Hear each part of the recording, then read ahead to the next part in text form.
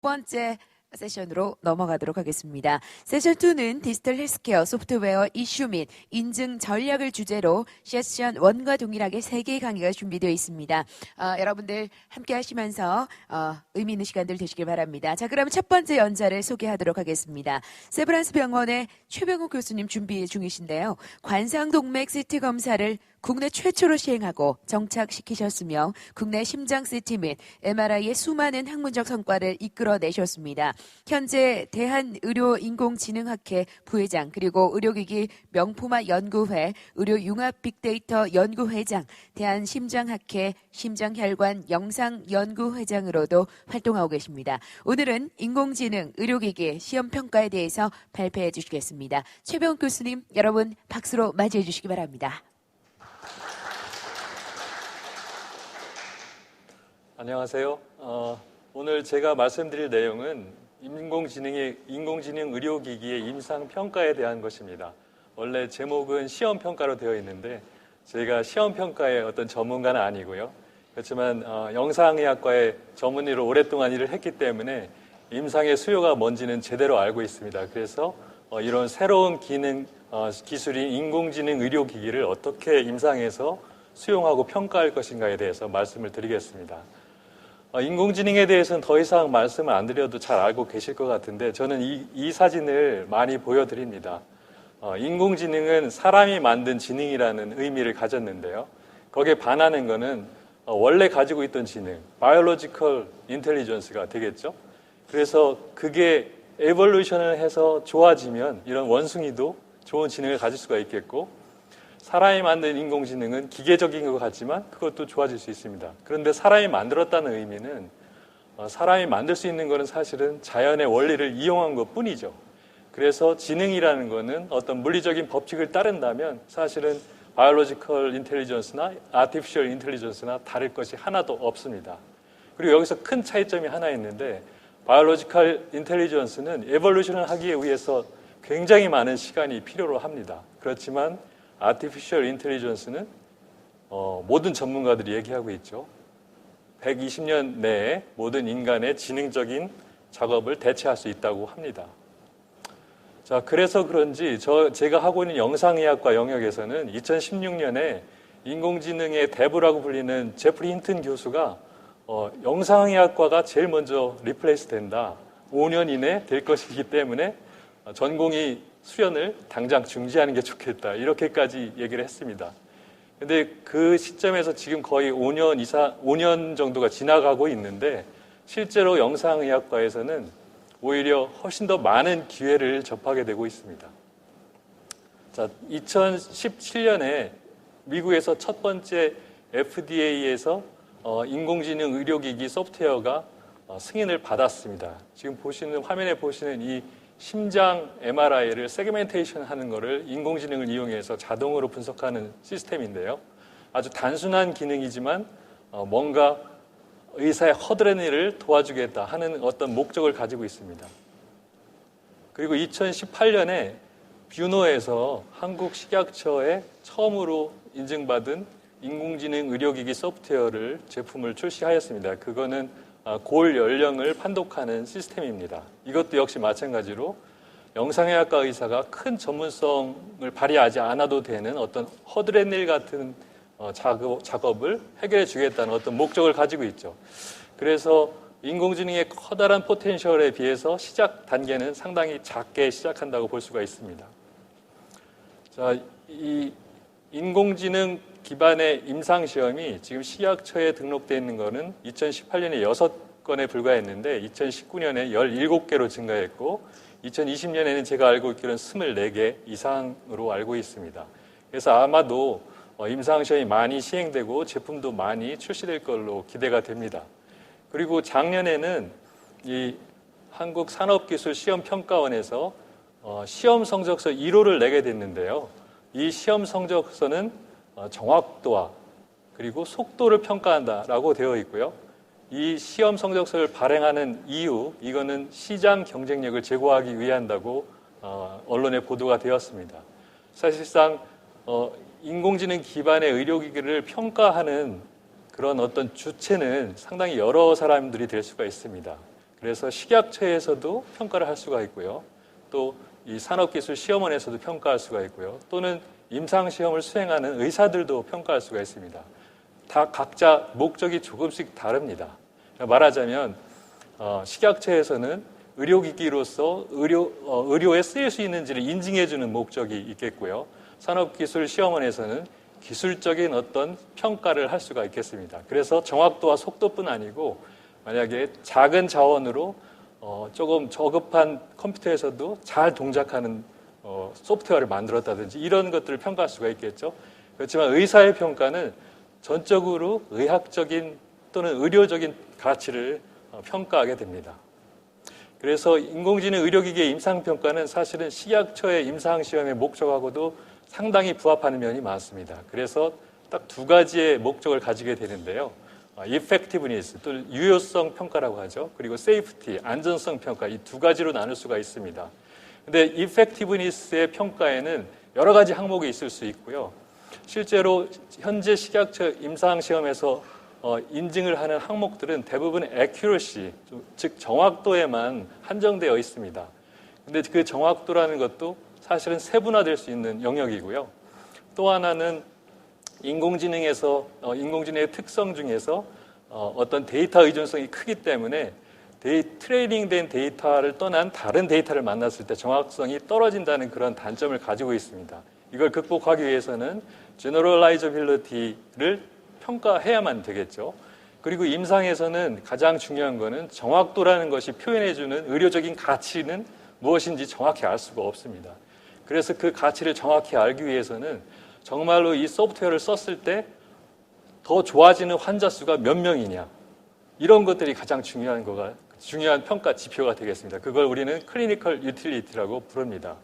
그리고 또 이 인공지능 기반의 의료기기에서 중요한 거는 의사 사회에서 의료의 어떤 행위, 또 프로시저, 또는 워크플로우에서 과연 수용할 수 있는 형태로 소프트웨어가 만들어져 있느냐는 굉장히 중요한 사실입니다. 그래서 정확도가 높아도 그 워크플로우에 들어오지 못하면 사실은 사용될 수 없게 됩니다. 이런 이제 여러 가지 문제들을 다 임상평가를 해야 된다고 생각하고요. 그래서 하나씩 알아보면 이 첫 번째 예로 이제 미국에서 2018년인 것 같은데요. 미국에서 응급실에 찾아오는 뇌졸중 증세를 가진 환자를 진단할 때 CT를 찍어서 뇌혈관이 막혔는지 보는 게 굉장히 중요합니다. 그래서 CT를 촬영하고 영상의학과 의사가 판독하고 그리고 시술하는 신경외과 의사한테 넘어갈 때까지 보통 1시간이 걸린다고 합니다. 그런데 이 인공지능 기반의 이 소프트웨어는 그렇게 환자가 왔을 때 CT를 촬영하고 6분 이내에 자동 진단을 해서 치료하는 주치의에게 결과를 통보해 줍니다. 그래서 1시간과 6분, 이 차이가 굉장히 크게 나는 거죠. 충분히 명분이 있는데 여기에서 가장 중요한 워크플로우의 변화는 현재 일하고 있는 영상의학과 의사의 판독을 건너뛰는 거죠. 그걸 건너뛰지 않으면 사실은 메리트가 전혀 없게 되는 겁니다. 그런 거를 반드시 예측하고 이게 워크플로우에 잘 들어갈 수 있는지를 이제 평가해야 되겠죠. 그래서 이 사람을 대체하는 거는 항상 굉장히 큰 이제 디베이트를 일으킬 수가 있는데요. 그 해 바로 이제 라디올로지 쪽에서 가장 임팩트 팩터가 높은 저널인 라디올로지라는 저널에서 이 식약처 인증을 받은 FDA 인증을 받은 이 의료기기가 과연 제대로 된 과학적 근거를 가지고 있는지에 대해서 의문을 제시했습니다. 그러면서 말한 거는 이거는 의사를 리플레이스 하거나 안 하거나 관계없이 클리니컬 밸리데이션이 제대로 돼야지만 의료기계가 수용할 수 있다라고 얘기를 합니다. 그래서 이제 이 인공지능 기반의 의료기기를 평가할 때 그 평가 지표는 아까 말씀드린 대로 유효성과 안전성이 되겠죠. 그래서 유효성에는 주로는 정확도, 그래서 민감도라든지 특이도 또는 양성 예측도, 음성 예측도 등이 되겠습니다. 그리고 안전성에서는 이 안전성에 관계된 여러 가지 요소들이 있는데요. 이 코드가 쉽게 오염될 수 있고 해킹을 당할 수 있기 때문에 사실 악의적인 의도가 있는 사람들이 이 코딩을 바꾸게 되면은 사실은 굉장히 큰 문제가 생길 수가 있습니다. 사람이 진료하는 거랑은 너무 다르죠. 이제 그런 기술적인 측면이 있는 반면에 또 인공지능의 특징인 one specific task에만 이제 할 수 있는 인공지능의 현재 상태이기 때문에 그런 인공지능 모델을 사용했을 때 종합적인 판단이 필요한 실제 임상 현장에서는 사용할 때 위험성이 굉장히 많이 따르게 됩니다. 말하자면 결핵을 판단하는 모델은 결핵이냐 아니냐만 결과만 주지 거기에 암이 있는지 없는지에 대한 정보는 주지 않습니다. 결국에는 암이 있는지 없는지를 판단하려면 사람이 다시 다 봐야 되는 그런 이제 안전성을 커버할 수 있는 그런 이슈들이 발생하게 되겠죠. 그래서 이 임상평가를 위해서는 만들어진 소프트웨어의 정확도를 먼저 평가해야 되는데 이 정확도를 평가할 때 현재 임상에서 사용되는 가장 정확한 수단과 비교를 해야 됩니다. 그걸 우리가 Comparative Effectiveness Research라고 하고요. 그 베스트 퍼포먼스를 보이는 그게 사람이 될 수도 있고 사람 대신 어떤 그동안에 나와 있는 소프트웨어가 될 수도 있습니다. 그래서 말하자면 현재 새로운 제품이 출시되었을 때 기존에 있는 인공지능 소프트웨어도 사실은 그게 베스트 퍼포먼스를 보인다면 그거랑 비교를 해야 맞는 걸로 되어 있습니다. 그리고 또 하나의 그 임상평가 방법은 이 소프트웨어 혼자의 정확도가 아니고 사람과 같이 썼을 때의 정확도가 어떻게 의료 현장에 반영될 수 있는지를 평가하는 것입니다. 그래서 이걸 우리가 incremental value라고 부르는데 사람의 정확도에 비해서 소프트웨어를 참조했을 때 정확도가 높아진다. 이게 굉장히 좋은 연구 방법이라고 생각됩니다. 그래서 임상검증을 할 때 요즘에 대부분 나오는 제품들이 이제 영상의학이기 때문에 의료 영상을 다룬다면 이렇게 두 가지의 자료가 준비가 되어야 됩니다. 테스트 데이터셋이 있어야 되고요. 그 다음에 이걸 비교할 수 있는 휴먼 엑스퍼트의 퍼포먼스 데이터를 같이 구비해야 됩니다. 그래서 테스트 데이터셋이나 휴먼 엑스퍼트 리더의 퍼포먼스를 구축하는 그 작업이 상당히 어려운 디자인이고 실행도 어려운 이제 상황이 되게 됩니다. 그리고 이 테스트 데이터셋, 임상 평가를 위해서 트레이닝 데이터셋과 전혀 다른 데이터셋을 써서 검증을 해야 되는데 이걸 이제 external validation이라고 많이 부르고요. 정의상으로는 트레이닝 데이터셋과 전혀 다른 소속의 데이터를 쓰면 된다고 되어 있습니다. 현실적으로는 다른 기관, 그러니까 트레이닝한 기관 이외에 다른 기관의 데이터를 쓰면은 될 것 같고요. 그리고 그냥 하나의 다른 기관이 아니고 다기관의 데이터를 모아서 쓰게 된다면 제너럴라이저빌리티 확보가 더 수월하게 되겠죠. 이거는 2017년도 초기에 레디올로지에 보고된 논문인데요. 엑스레이에서 결핵을 판단하는 인공지능 소프트웨어입니다. 근데 여기에 보면은 검증 데이터에 대해서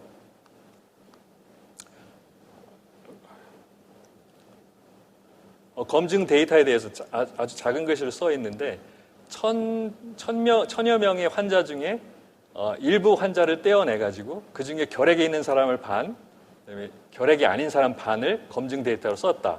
이 한 문장이 검증 데이터셋에 대한 설명이 전부입니다. 그렇게 되면은 의사들은 이제 이런 여러 가지 질문을 갖게 되겠죠. 과연 그 검증 데이터셋은 누구를 대변하는 거냐?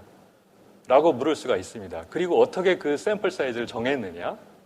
그리고 그 샘플 사이즈 내에 있는 구성 중에서 포지티브 결핵을 가진 사람의 비율은 어떻게 정했느냐? 이런 아주 여러 가지 궁금증이 생기는데 거기에 대한 설명이 이제 전혀 없는 거가 되겠죠. 그래서 이 FDA 가이드라인을 보면 이거는 인공지능 소프트웨어 평가 이전부터 이제 소프트웨어 평가를 위해서 나와 있는 가이드라인인데요. 평가를 하기 위해서 사용하는 데이터셋은 우리가 그 소프트웨어를 적용하려고 의도하는 파퓰레이션을 대표할 수 있어야 된다고 합니다. 결국엔 그 파퓰레이션을 대표할 수 있는 방법으로 데이터를 뽑아서 샘플을 구축해야 맞는 거겠죠. 이제 이게 가장 중요한 거고, 이제 통계학적으로 샘플 사이즈의 합리적인 거, 그 다음에 이 정확도를 평가하기 위해서는 답이 있어야 되는데 그 답에 uncertainty가 없어야 되는 거죠. 그런 이제 uncertainty가 아주 없을 수는 없는데 그럴 경우에는 그 uncertainty에 대한 어떤 레벨을 정확하게 기술을 할 수 있어야 됩니다. 자, 그렇게 해서 데이터를 구축하게 되면 이제 영상의학의 경우에는 영상을 후양적으로 구축하게 되겠죠. 그런데 후양적으로 구축하면 당연히 이 두 가지 바이아스가 생깁니다. 첫 번째는 셀렉션 바이아스인데요. 이 셀렉션 바이아스는 내가 어떤 의도를 가지지 않고 데이터를 모으지만 그거는 랜덤 이펙트를 전혀 가지지 않고 제가 만약에 세브란스 병원에서 일을 하는데 세브란스 병원 데이터를 구하게 되면 세브란스라는 바이어스를 가지게 될 수밖에 없다는 내용입니다. 그렇기 때문에 엄밀히 말하면 셀렉션 바이어스를 피할 수 있는 방법이 거의 없습니다. 랜덤 셀렉션이라는 게 현실적으로는 불가능하고요. 그래서 사용하는 방법이 여러 가지 인자를 고려해서 컨시큐티브 컬렉션을 합니다. 말하자면은 시리얼하게 들어오는 환자를 내추럴하게 모아서 하나도 제외하지 않고 모으는 방식입니다. 이제 이런 방식이 가장 셀렉션 바이어스를 줄일 수 있다고 하고요. 후양적으로 어떤 질환군을 모집하게 되면은 그 질환군의 어떤 특정한 부분만 모이게 되는 가능성이 상당히 많습니다. 그걸 우리가 스펙트럼 바이어스라고 부르고요. 만약에 결핵 환자를 모았는데 결핵 중에서도 굉장히 시리어스한 아주 심각한 결핵들만 모이게 되는 어떤 장소나 어떤 기관이냐에 따라서 그게 달라지게 됩니다. 이런 것들을 사실은 평가하고 다시 보완하는 그런 방식이 필요하게 됩니다. 그 다음에는 이제 통계적인 분석을 위해서 미리 어떻게 데이터셋을 구축했는지, 그 다음에 그 데이터셋의 샘플 사이즈는 어떻게 정했는지, 그리고 샘플 사이즈뿐 아니고 휴먼 엑스퍼트의 퍼포먼스를 정하기 위해서 몇 명의 리더를 사용했는지 이런 것들이 미리 스페시피케이션이 되어 있어야 나중에 통계 검증이 가능해집니다. 그리고 마지막으로는 데이터셋을 구축했을 때 말하자면 결핵을 진단하는 모델 중에서도 우리나라에서 유명한 루닛이라는 회사에서 굉장히 좋은 소프트웨어를 만들었는데요. 그 모델은 활동성 결핵을 진단하는 모델이었습니다. 초기에는. 그래서 그럴 경우에는 활동성 결핵을 진단을 잘 하겠죠. 그러니까 다른 결핵을 갖다 놓으면 잘 진단을 못하는 경우가 생길 수 있습니다. 그렇기 때문에 그 모델의 목적에 맞게끔 평가를 해주려면 사실은 활동성 결핵을 많이 집어넣어야 되는 게 맞죠. 그런 걸 이제 인리치먼트라고 하는데요. 그렇게 평가하는 방법도 유효하다라고 되어 있습니다. 그래서 저희가 이런 내용들을 바탕으로 해서 식약처의 과제를 수행하고 있는데요. 그 식약처 과제가 인공지능 기반의 진단 소프트웨어를 검증하는 검증 데이터셋을 구축하는 과제입니다. 그래서 이거를 전문가들의 자문을 여러 차례 거쳐서 데이터를 어떻게 구성해야 되겠다라는 걸 정했고요. 이제 가장 기본적인 그 고려점들은 이 샘플 사이즈, 여기에는 사실은 룰은 없습니다. 그렇지만 전문가들이 인정할 정도의 샘플 사이즈, 그리고 멀티 센터로 모아야 되기 때문에 4개 병원에서 모이게 됐고, 그리고 기본적인 이 환자 정보, 그리고 우리가 원하는 목적의 질환의 임상적인 평가가 돼야 되는 인덱스들, 이런 것들을 다 고려해서, 그리고 바이아스를 피하기 위해서 수집하는 방법은 연속적인 환자의 데이터를 모은다. 이런 원칙 하에서 데이터를 구축하게 되었습니다. 그래서 이제 예를 들어보면 이제 결핵 데이터인데 4개 병원에서 환자의 나이를 60대 전후로 나누어서 비율을 동일하게 모으고, 그리고 결핵 환자 중에서는 결핵은 확진된 환자를 했고요. 결핵 환자 중에서는 활동성 결핵과 비활동성 결핵을 2대1의 비율로, 이것도 전문가의 의견을 반영해서 그렇게 했습니다.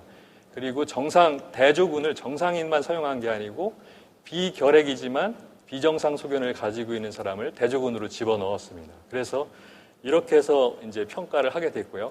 임상적 지표나 아니면 영상학적 소견들은 그 대한흉부영상의학회에서 전문가들이 컨센서스로 만들어낸 도큐멘테이션을 따라서 저희들이 임상 정보를 모으게 됐고요. 이걸 가지고 이제 저희가 임상 평가를 해서 초록을 낸 건데요. 말하자면은 이런 일이 발생했습니다. 이 결핵 소프트웨어를 평가를 해주었더니 저희 데이터셋은 그냥 활동성 결핵과 정상인만 있던 게 아니었기 때문에 민감도와 특이도가 낮아지는 현상이 발생했죠. 이게 기업이 원하는 결과는 아닙니다. 그래서 이거를 좀 더 공정하게 하기 위해서는 많은 소프트웨어들을 가지고 서로 비교하는 연구를 해야 되겠고, 그리고 휴먼 엑스퍼트의 퍼포먼스랑 비교를 하면 됩니다. 그래서 저희는 휴먼 엑스퍼트 퍼포먼스랑 비교를 했더니 그래도 휴먼 엑스퍼트와 거의 유사한 정확도를 나타내었습니다. 그래서 제가 생각하기에는 이런 데이터들이 전 세계적으로 크게 많이 있지 않기 때문에 이 데이터를 이용해서 검증 서비스를 시작하려고 하고요.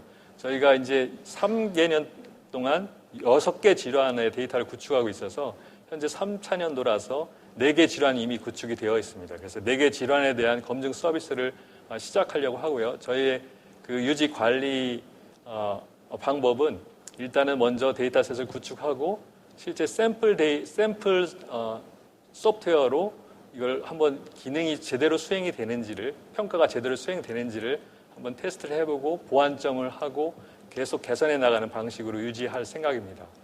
그리고 저희가 이 서비스를 위해서 베스트 이미지라는 소프트웨어를 이용해서 저희가 플랫폼을 구축했고요. 이 안에서 저희가 데이터를 관리하고 평가하고 그리고 성적표를 먹이고 서로 비교할 수 있게 됩니다. 그래서 저희가 검증센터는 연세대학교 의과대학 방사선 의과학 연구소 이름으로 검증센터를 운영하겠다고 하고 현재 홍보를 시작했고요. 대상은 폐결핵, 흉부 엑스레이를 대상으로 한 폐결핵 진단, 그다음에 매모그래피를 대상으로 한 유방암 진단, 엑스레이와 CT를 대상으로 한 폐암 폐결절 진단, CT와 MRI를 대상으로 한 뇌경색 진단 소프트웨어를 검증하는 서비스를 개시하였습니다. 네.